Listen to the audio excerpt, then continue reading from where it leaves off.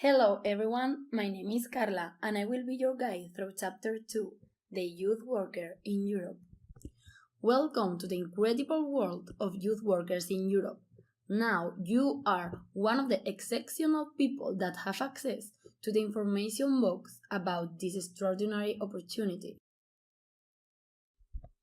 Young women and men have a crucial role to play in meeting today's challenges and opportunities.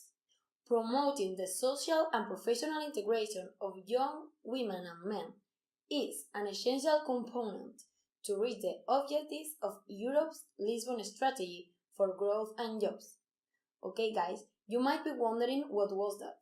This is what the Council resolution of the 27th November 2009 stipulates.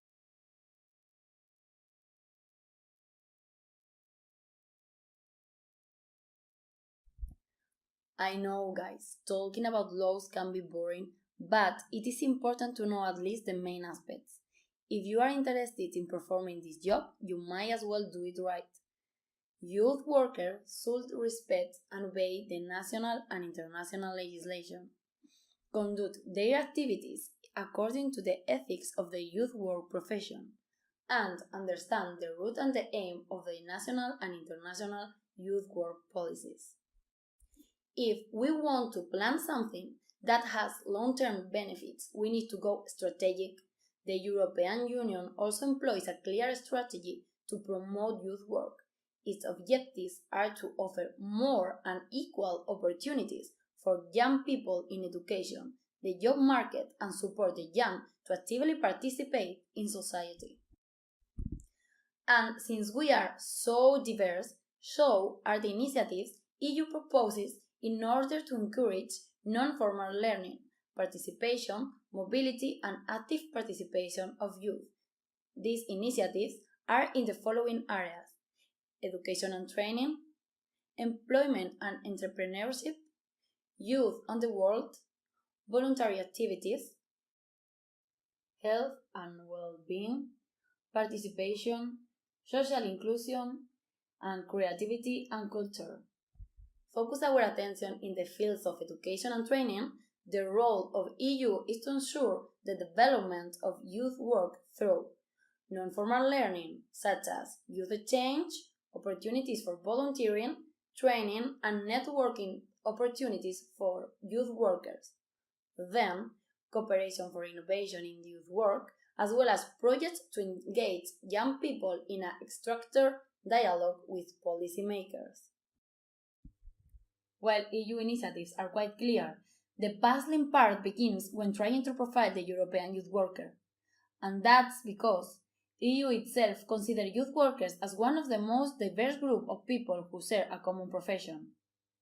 Most of the youth workers in EU got their degrees in some related fields before getting training to become youth workers.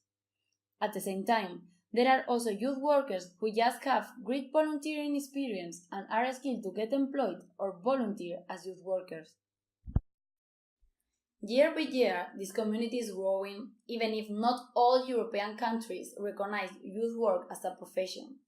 Think about your country. Do you have specific laws in the area? Is the youth worker recognized as a professional? Do you have professional standards? Guys, it is something worth checking. Apart from this diversity, there are some common motivations of youth workers share. For example, contributing to the personal development of young people, empowering young people, learning from the young, and sharing the same goals or beliefs. Can you see yourself reflected in this? For sure you do. Okay guys, if you still have doubts about the difference between youth work and the other related profession, here is the essence. On one hand, youth workers are those whose activities are carried out for the development of competencies and life skills. On the other hand, if an activity is done only to fulfill its own goal, then we are in the sphere of another profession. As youth work started to gain popularity, it became subject of some scientific research. And here we can find three different theories. The first one is the socio-ecological model, which aims to debate and analyze aspects of their socio-cultural lives. The second one is the positive youth development, which advocates that youth work profession was not created because the society has left the need to educate the young, but to make use of the enormous resources available to provide the youth with various educational and developmental activities. And the third and last one is the empowerment, which enforces improvement of critical thinking that leads to conscious and critical engagement. Guys, you need to know that becoming a youth worker comes with opportunities, but also challenges. It provides you with continuous personal development in a safe environment. It gives you a sense of achievement by making your contribution to the development of the society, while allowing you to use your own creativity. Downsides to performing this job will be the fact that it's not a recognized profession everywhere. You might not identify the best finance areas of interest, and you will face many barriers in changing mentalities and attitudes.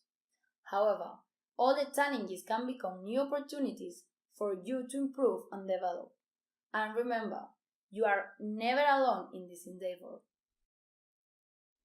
Local, regional, national, European, international programs have been created to provide endless opportunities for the youth. Probably the most accessed one are under the Erasmus Plus program. However, there are also other programs that could be interesting and helpful for you.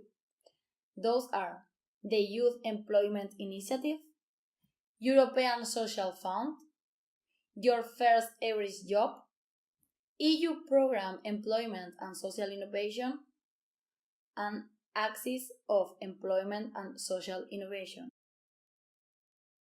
Alright guys, now you have all the basic information needed on youth worker in Europe. Should you want to know more? If that is the case, consult the manual.